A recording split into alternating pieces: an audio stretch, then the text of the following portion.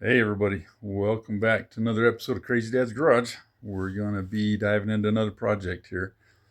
And still working on my C10, and so we're doing some rear suspension stuff. It's time to figure out some lowering brackets for the shock absorbers. So let's flip around here and I'll just start showing you what I've done. I've got one of them done already. There was some fab work involved in it, so I went ahead and did that one so I would know what I needed to do as I launch into the other one. So I'll flip it around and we'll start working on the other side. So here's the 71 C10 today. Obviously we've jockeyed things around a little bit. I had the bed back on it, so we've lifted it up again so we can get access to stuff. So anytime you do a rear axle flip kit, you've also got to extend the shock absorber mounting points. That way you can reuse your standard shock absorbers for it, and they will work better that way. I'm sure there's other options, but this is the one I'm choosing to do. And let's see. Get under here and see what's going on. This isn't going to work real good because I got light on the back side. But if you can see over there, right there, I've got that bracket welded on there, and that moves that shock absorber mounting point down by, looks like 4.5 to 5 inches. And that's going to allow us to fit our shock absorbers back in there. So, as we've talked about before on this truck's, they're not unique, but they're different from most of the trucks of this year in that I've got leaf springs. Most of these trucks, the 1500 series, came with trailing arms and coil springs, and so the lowering kits for that system are different and they're much more common, so that's the one that most of the kits are made for. Now, when I went about doing this, as you know, I've had to get some parts for different things and modify them. And I'm finding a lot of the later model square body stuff works, and essentially that's what I've done here. So I bought a pair of these lowering brackets for square body, and generally speaking they're okay, except they're too wide across here to work with our existing shock bracket there. So what I did was I went over there and I took a measurement of the inside of where the bolt goes through, measured from inside to inside, and then I also measured from outside to outside of that bracket. And what I came up with is that this bracket right here for the square body is 1/4 of an inch too wide here. And then when I started measuring here so it would fit over the outside of the old one, it's 3/8 of an inch too wide here. Now I have to get the 3/8 cut out of it here, but when I do that, that's going to make this 1/8 of an inch too narrow. So in the process of what we're doing here, I'm going to show you how we overcame that. Plus, the way this thing mounts, there are some ears and some clearances with the axle itself there that make it to where this won't bolt on just like it is. Where am I? There I am. This won't bolt on just like it's made. And actually, see this line I've got drawn across there? That's the beginnings of what I've got to cut off to get this to work on this truck. So I'll show you that as we get moving. I'm going to take this up on a bench. We're going to talk a little bit more about how I'm going to narrow it. All right. For anybody that's trying to do this, I guess you'd like to have some measurements on that, wouldn't you? I haven't measured it. I just kind of held it up there and guesstimated and cut that off, and it worked mostly. Let me get the tape measure here. So let's see. So from that corner right there, down to where I've got that cut, looks like it's coming in a little over 1 1/8 inch, between 1 1/8 and, let's just call it 1 7/16 down there. And then across the top, remember, so I'm going just from a number here, so you're not reading this as a 6, that's my 0 mark. So I'm going from there over to about 1 3/4 is where that comes in right over here. So 1 3/4 this way, 1 7/16 down this way, connect those lines across there. And then the other thing that I'm finding is there is still, there's a little cutout that I need to put in here that's going to look something like this. And I'm going to have to get this one cut off and go over on the truck and measure that out. And then I'll show you what that looks like once I get this bracket finalized. So I got to do that to both sides of it, here and over here. Okay. Then this is what I've got to take out here in order to make this to where my other bracket fits inside right here correctly, so I can bolt this tight to the sides of that bracket. So this measurement from this line over to this line is 3/8 of an inch. And I've made a center line mark, 3/16 on each side of it, and then connected those marks with a straight edge and my scratch awl right here. I'm going to go cut those off with the grinder. The other thing I've got to modify on this bracket is this width here. Because when I cut 3/8 out here, I'm going to be 1/8 of an inch too tight in there. So what I did, trying to think about how to illustrate this. So you have a plane on this side of this piece of metal here. You also have a plane on the inside, maybe, yeah, let's flip it over here. So you got a plane right here going up this edge. There's also the plane of the inside of this. And what I'm going to do, if you look here, so if I line up the plane of the small part, you can see that I've got a gap in there. But same thing, if I line up that plane right there, then I'm overhanging down on the end of it. So what I'm finding, what that means is that this bend right here has caused this to land about a 1/16 of an inch or so inside of there. So after I get them cut apart, I'm going to take it over to the anvil with my hammer, and I'm going to pound on a little bit here and a little bit here. And what that will do is that will straighten that out a little bit until I get the outside here to align with the inside of the body of the bracket. And what I found on that other one, when I do that, that gives me about the correct distance in here. And what's not perfect there, I can get a hold of this with a big crescent wrench once I've got it welded on, and I can still bend those enough to get exactly where I need to be. So that's the process that we're going to start with here. So I think the first thing I'm going to do is I'm going to cut these 2 triangles off as I work through this a step at a time. So we're going to go after that. I'll get those cut off and show you what we look like at that point. There we go. That was pretty basic and pretty simple. We got our chunks cut off there and ready to go. Boy, sorry I'm not doing so good at keeping the camera where I need to. All right, but that gets us cut off there. So my next thing then is going to be to cut this 3/8 of an inch piece out of the middle of that.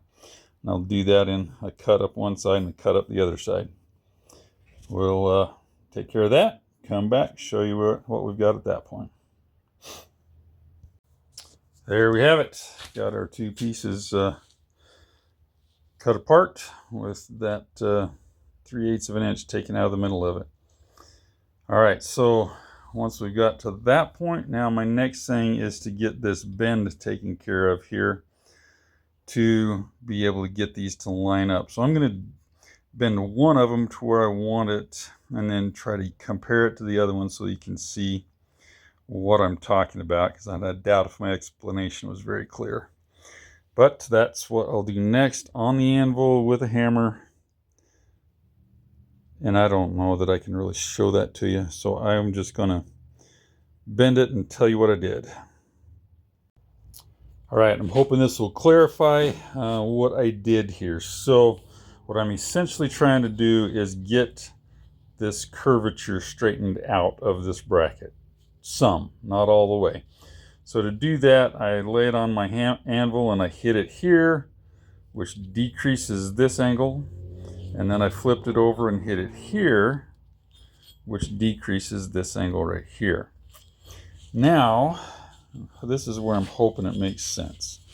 So if I take this and I sight down the outside of the bottom metal right here, it should line up with the inside of the upper part. So if you can look down there, you can kind of see now how we pretty much are lined up there. To compare that with, here's our other one.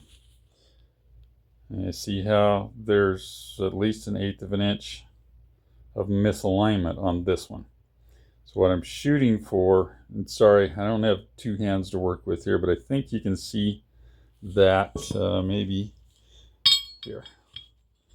We'll do this.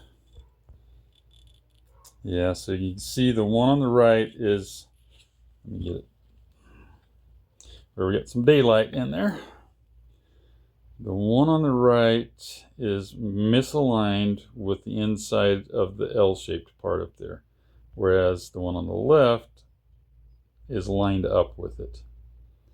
I hope I'm being clear like that. That you can see the difference in the new angles of the two.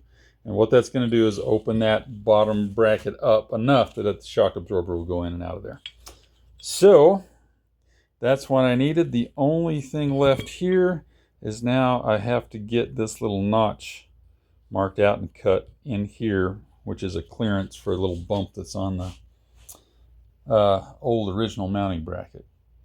So I will try to get me some marks made on this, and so that you'll know where to actually notch yours out.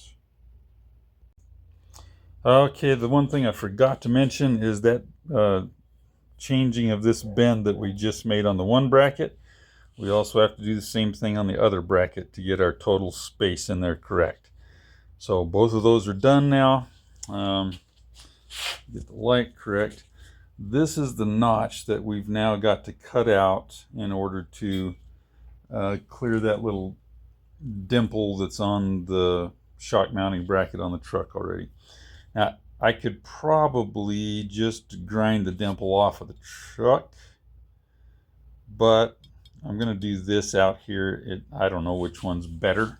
By the time I get it all welded in, the dimple will be covered up, but I'm just going to do that. So let's get some measurements here. Get this one out of the way. So if I set this corner right here, boy, at the inch mark, let's go right there, then that means that we're going to come in here, get up there where we can see it better. That's at about 7/8 of an inch from this point to this point right here. Okay, on the other one, if we set this one at the 4, we're going to go from there to, let's say, the 3/8 mark. So that's going to be 3/8 of an inch from that point to this corner here. And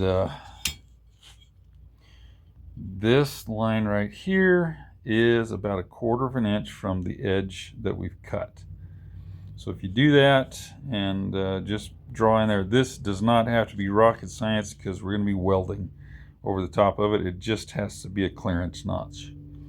And what I'm going to do is I'm going to cut in here and cut in here and then put it in the vise and break that little tab off, and that's all we need to do for it. So I'll get those two notches cut out, and then we will be ready to come back and, love that light, come back and start prepping these for putting them up there and welding them. Yeah, there we have these now. So you can see we got our cut made here. This one I've actually just grabbed it with my crescent wrench and broke it out of there. But that's good enough. I don't need to clean that up anymore because I'm going to be welding over the top of it. So that will get us the clearance that we need. Now these things will bolt on.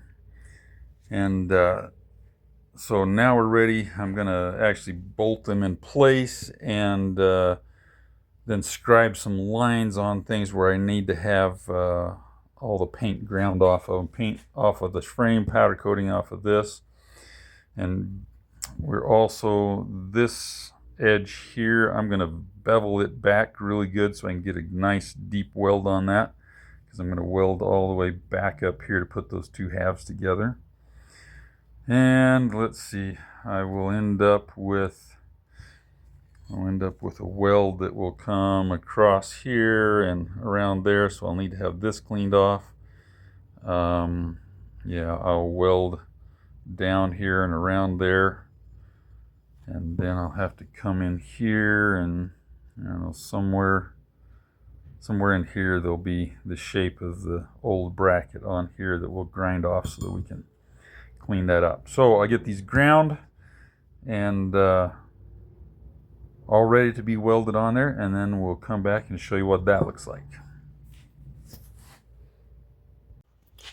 Okay, back on the bench here. So I mocked these up, got them bolted in place. Now here's something on these brackets. This hole right here is actually the same size as that hole, and they're a little bigger than a 1/2 inch, but it's a metric bolt that they're using because these are Chinese made brackets. So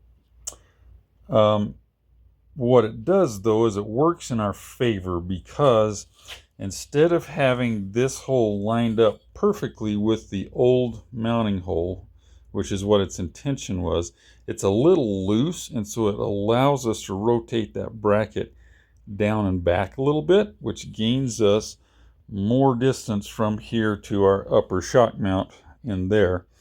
And that's actually a positive thing here.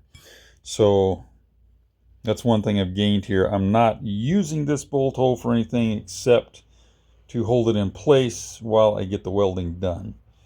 When it's all done, this is the only bolt hole that I will be using, is the mounting bolt down there.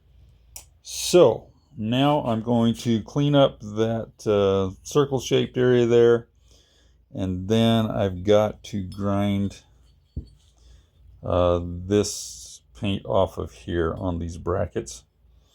And that's really all the prep I got to do on the brackets. Then I got to go down underneath the truck, and I got to clean up the old shock mount where I'm going to be welding to it. So when I get back this next time, I should have all of that cleaned up. I'll probably bolt this thing in place so that you can see how it sits in there and how the mock-up works, and then we'll be ready to weld it. Well, here we are again with fantastic videography opportunities. With that background light, I don't know if you'll be able to even see this stuff, but anyway, got my two pieces in there. I got this bolt just sitting in there just so I can get some reference for level. This one is actually bolted through those holes to get it where I want it to be. I've got all my paint ground off. You'll be able to see a little bit right there. That's ground off. I've got, yeah, anyway, down in here you can barely see it. But anyway, got all my surfaces that I'm going to be welding together ground clean so that I can get some good welds in there. And we are ready now. One of the things that you want to check is that back here, your two pieces, your two halves should set flush with each other along that back side, so that you get that. But even more important than that, your bolt here, you need to make sure that it's sitting level. If you've got your pieces in there and one of them's cockeyed and not lining up, then you may want to make the level here priority over having those two flush with each other. So all I've got left to do right now is weld this thing in there. So that's where I'm going to go next. We will get that done. Yeah, I'm going to have to hold this in place a little better as we get ready to go. But it's ready to go. So I'm going to get in here and get her welded together. Here we go. Next morning. It was getting kind of dark last night, but got those things on there. Now, the real question is, will our shock absorber fit in there? So let's get this nice, pretty nice shock absorber out, and it won't quite. So what I'm gonna do here is take my great big crescent wrench and get it on there and try to bend these out just enough to make that work.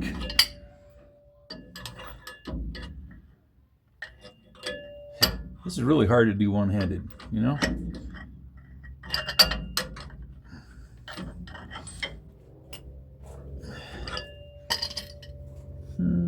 I doubt if that's enough, but let's drop it in there, see. Well, getting close. All right.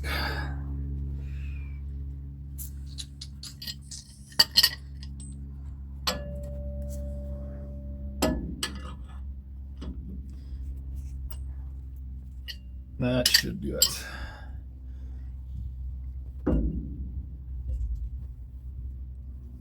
No. Looks like it'll probably fit in there. So, all right, that's really what I had to do to get the fabrication part of this done. So now I'm going to get my grinder out, kind of clean stuff out or up, and then throw a coat of paint on it. And I'll put the shocks in, probably put the bottom bolt in first and then push it up there. Where's my other one? There we go.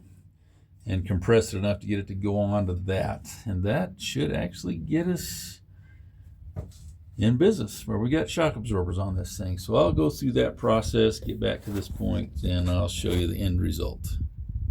All right, there's one other important thing I forgot here before I get this shock absorber on. And that is this old mount for the bump stop. There was a rubber bump stop in there, and right now it's going to, this part's going to hit the frame right here. There's only 2 or 3 inches of travel there. So what I'm going to do is make a cut down here on both sides and cut this much of the bracket off right there. And that should allow us to have all the clearance that we need. So I'm going to make that cut, paint up those ends, and then I'll get the shock absorber bolted back in place. Oh, there we go. Got them in. Everything's working pretty good, except I just found one thing that I'm going to need to change here, and I'm going to do that later on. You can see right there where that bottom bolt mounts. See where the shock absorber is touching the bracket? I'm going to need to take that back off and the shock and grind that bracket back a little bit to clearance it so that that shock can move, or else it's going to end up wearing a hole in the bottom of the shock absorber.